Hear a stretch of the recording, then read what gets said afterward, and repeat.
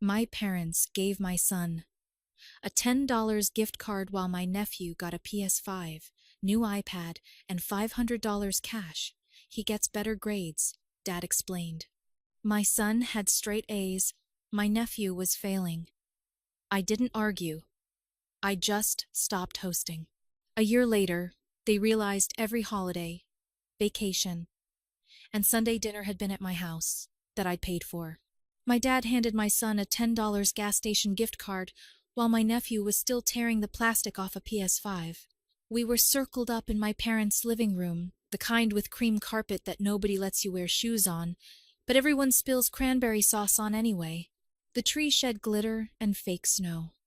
My sister's boy, Carter, had a new iPad on his lap and an envelope fat with cash tucked under his leg so it wouldn't get lost in the paper mess.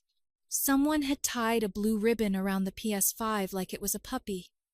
My son, Eli, held a recycled Santa card with a gas station logo taped inside.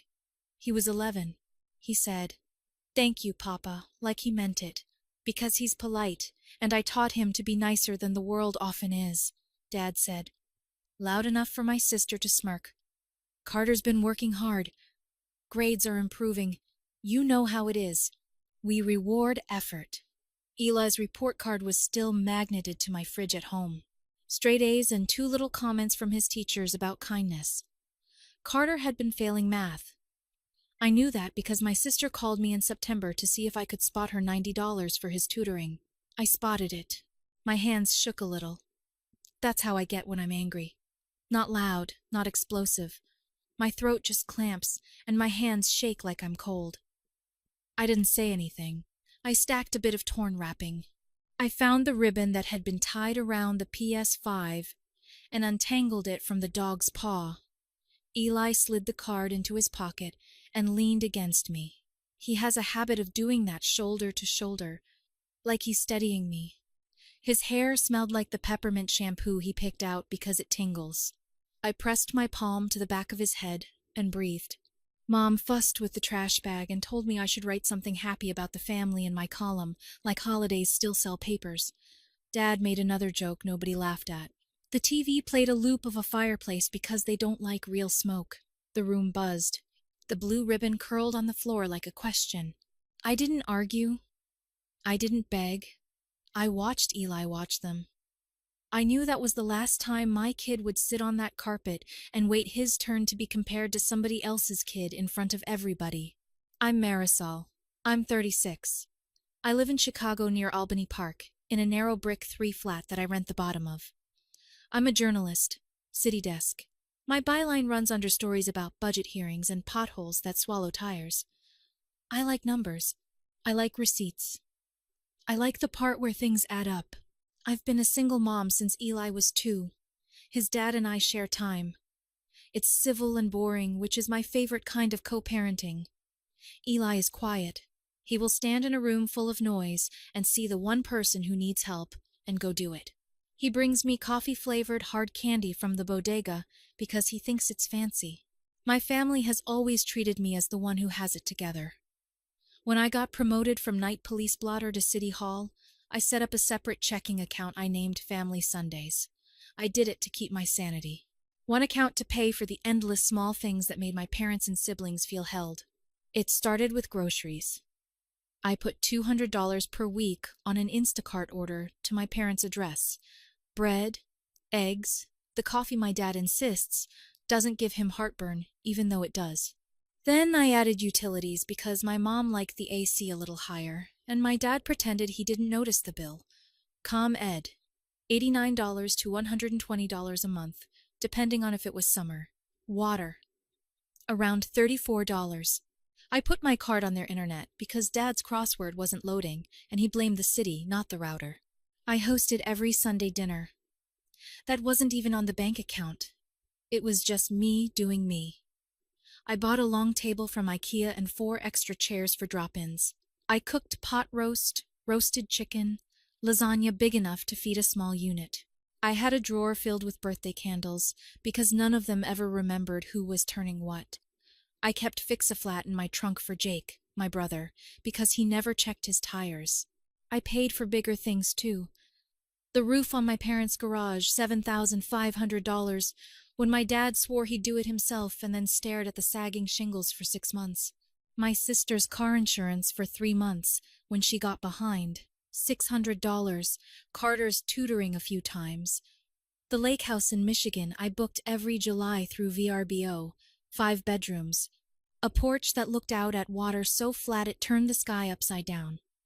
$3,200 if you booked early. They all called it our tradition. My card paid the first half in January and the second in May. If someone remembered, they brought marshmallows. It wasn't just money, it was the planning, the group texts. Marisol, can you call the rental to see if they have a grill? Marisol, can you move dinner an hour because the Bears game? Marisol, can you pick up extra cupcakes because Carter invited 2 more kids to his party? I was the one with the calendar everybody borrowed. Eli was there for all of it, helpful and invisible. At his birthday 2 years ago, my mom gave him a sweater that still had my brother's name on the tag in Sharpie. We didn't know what you're into, she said, while Carter unboxed new headphones and shouted into his phone about how cool Grandma was. On Cousin's Day, a thing my sister invented for Instagram, they went to a trampoline park and forgot to ask if Eli wanted to come. Oh my gosh. It was last minute, she texted, when I asked why Eli's face wasn't in any of the photos. He'd been at my kitchen table drawing everyone as superheroes. He'd made their capes the colors of the candies they liked. The picture got left under a chair, and I found it when I vacuumed the next morning. Some of it was careless. Some of it didn't feel careless. The tone changed the year I said no to my brother. He asked me to co-sign a loan to open a bar with his friend Travis, who once sold fake concert tickets. The loan officer should have just glued the nope to the paper. I said, Jake, I love you. But absolutely not. After that, he started calling me cheap Marisol when he wanted to hurt me, and my rich sister when he wanted something. Dad got subtler. I found out he told my aunt that Marisol is doing so well, she doesn't notice a little extra. A little extra turned into me floating the family phone plan for 2 months, while my sister figured out her Venmo, and then 3 months, and then it's just easier if you leave it. I kept telling myself I was building a net that would hold all of us, that I was doing what I wished someone had done for me when Eli was a baby, and I was bouncing him with one knee while writing a story about potholes that had eaten a bus. I told myself it was temporary. A season. I told myself the money wasn't the point. Family was. Then we got to that living room, with the cream carpet and the blue ribbon, and my father told my straight-A kid that he didn't earn a real gift, while my nephew, who was a child and not at fault for adult choices, was held up like a donation plate. It wasn't about a game console. It was about who counted when the envelopes were passed and who was always expected to pick up the check. On the drive home, Eli held the $10 card in both hands like it might bite him. I watched the road when I'm upset, because it lets me pretend I'm focused on something concrete, like a lane line, not all the messy thinking in my head. He said, "It's okay, Mom." "It's not," I said. Simple and honest. "I like gas station candy," he said, trying. And then he laughed once, a little dry sound. "Can I use it for gummy worms?" Of course, we stopped for milk. He bought gummy worms and a scratch-off Christmas crossword because he thought I'd like it. We won nothing. He cheered like we'd won anyway. At home, he put his peppermint shampoo hair under a beanie and sat on the couch with a book he'd gotten from his dad's parents. I put my hand on the fridge and felt the cold through the metal. His report card, with the comments about how he'd helped a new student learn the lunch line, looked back at me like a receipt proof in neat columns and numbers. I set my laptop on the kitchen table. The table had a scratch from when we moved, and a leg that wobbled unless I put a folded napkin under it. I opened my bank's website, First Midwest. 2-factor authentication, the little spinning circle that makes you question your choices for a second. My Family Sundays checking account sat in the list under my personal checking and savings. I clicked.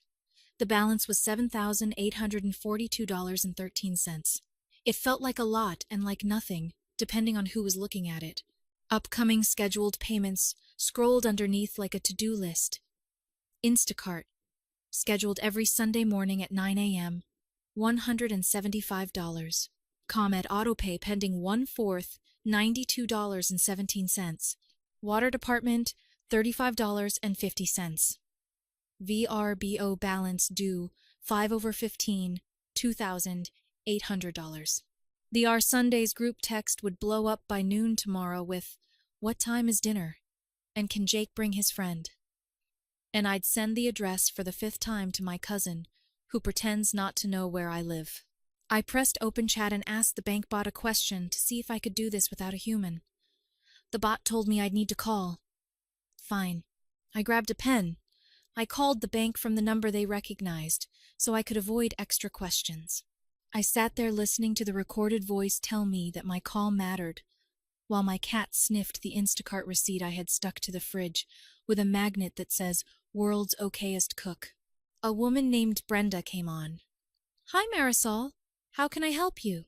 "I need to close a checking account," I said, and my voice sounded like it belonged to someone who had planned to do this for a long time and just didn't know when the right time was, which I guess was true. She asked me the usual security questions. Last 4 of my social, my mom's maiden name, the balance of my last deposit. She asked if anyone else was on the account. "No," I said. "It was always me. The family just had access in the way that someone learns your habits and spends them." "Are there any pending payments?" she asked. "Yes," I said, "because I don't lie to customer service ever. But I want to close the account today. I know pending payments will be returned." "That's fine." She tried to offer a downgrade. "We can keep the account open and you can pause the autopays." "I appreciate it," I said. "I'd like to close it." She sounded a little sad for me in the way that strangers sometimes are when they hear you doing something hard. "Okay, Marisol. Where would you like the remaining balance to go?" "My personal savings, ending in 448. I watched her type. I watched numbers move. Swipe a bit of power back. She read me a confirmation number. I wrote it on the Instacart magnet. I read it back with my reporter voice, crisp and exact. She told me to destroy my debit card for that account. I pulled it from the drawer, white, the bank's logo worn off from years of grocery store scanners, and cut it in half with the kitchen scissors. It felt like cutting a ribbon at a grand opening, except it was the opposite.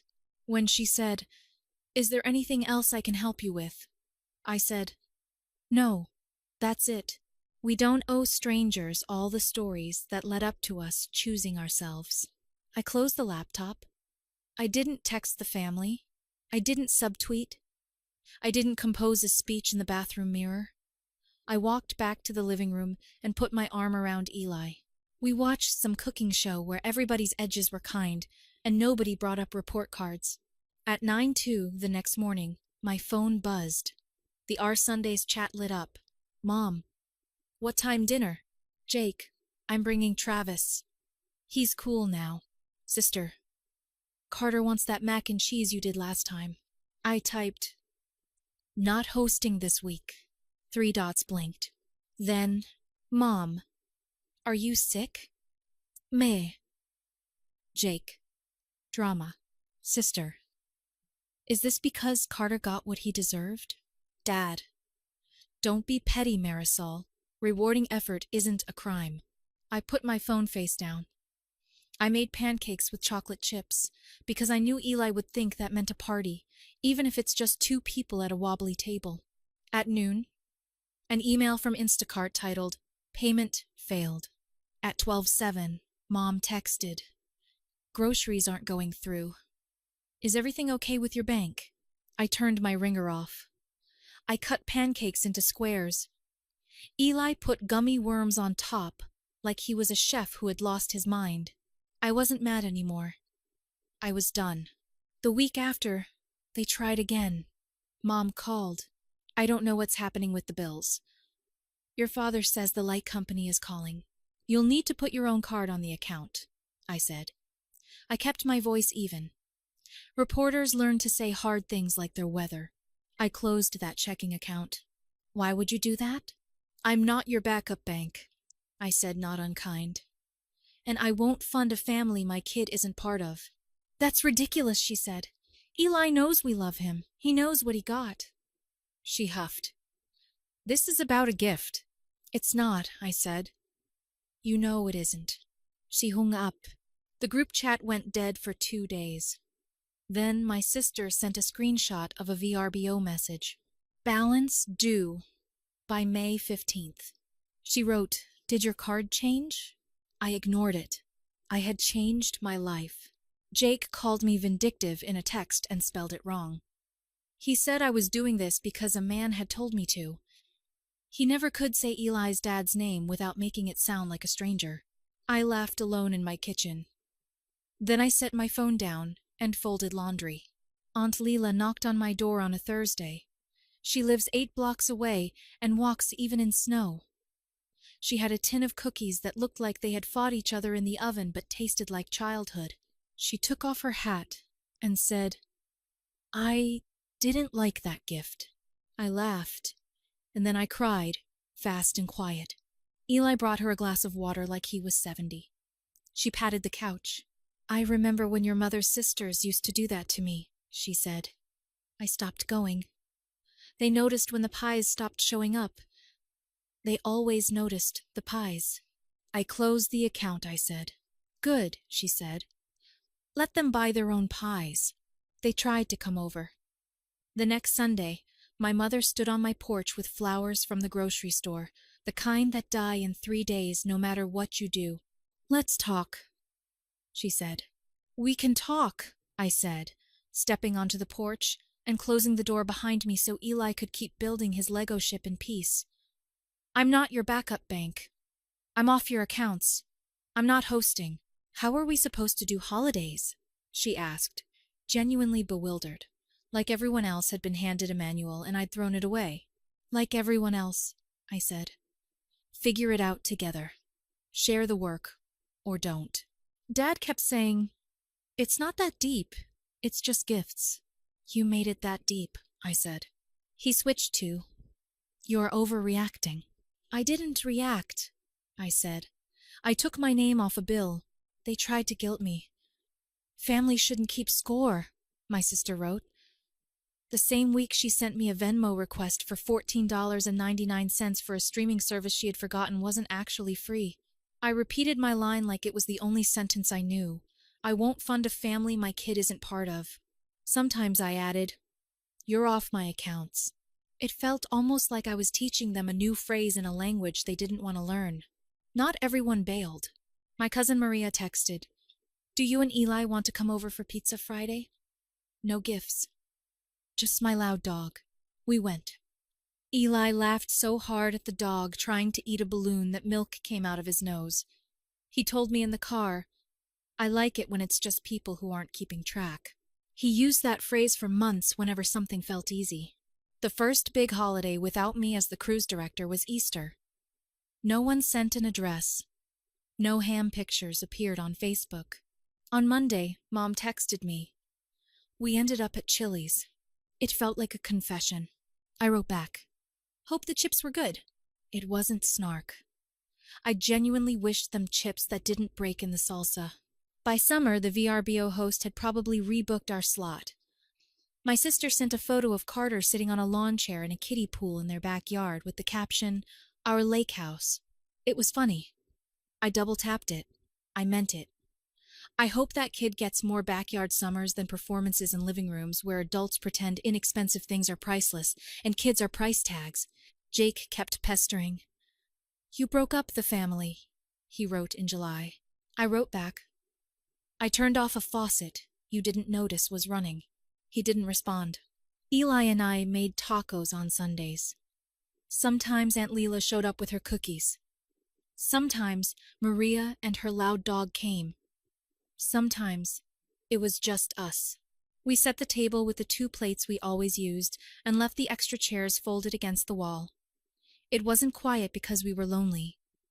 It was quiet because no one was being measured. A year later, I could count the things I'd missed: tense group texts, plastic chairs on cream carpet, and feel nothing but exhale. My parents still call. The calls are shorter. Sometimes my dad starts with, "How's my boy?"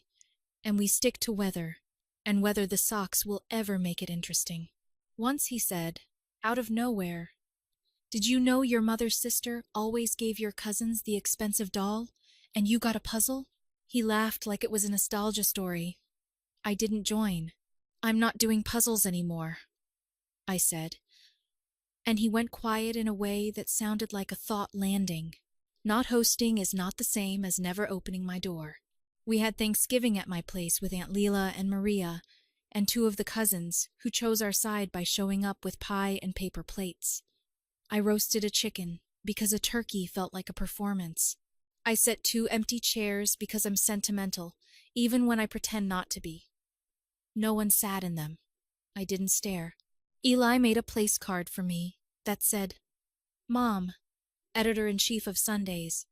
He drew tiny tacos in the corners. I put it on the fridge next to his new report card and a drawing he titled, "Our Table." In the drawing, he made the chairs too big and the plates too round, and all of us smiling in a way I'd used to think kids drew when they wanted to convince themselves of something. This time, it looked like a mirror. I redirected the money. That first night after I closed the account, I had moved $7,842.13 into my savings. A month later, I opened a $529 for Eli with $5,000 and a recurring transfer for $200 a month. I showed him the statement because I think children should see the lines that lead to their futures. He squinted at the numbers like they were a secret code. "So, this is for college?" he asked. "Or whatever you want to learn," I said. We celebrated with gas station gummy worms. We used a $10 card. It felt funny and full circle and perfectly fine. We skipped the big lake house. In July, I found a 1-bedroom cabin on a little river in Indiana where the mosquitoes owned the place, and the owner left a tackle box for guests. It cost $480 for 3 nights. Eli caught a fish that was more hook than body. We let it go. At night, you could hear trains. We made s'mores in a pan on the stove because the fire pit was more ambition than either of us had.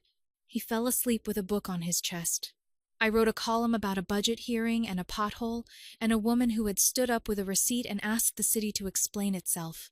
I didn't put my family in it. I didn't need to. Sometimes people think the moral is that my parents learned their lesson and now we all eat at the same table. That's not the story.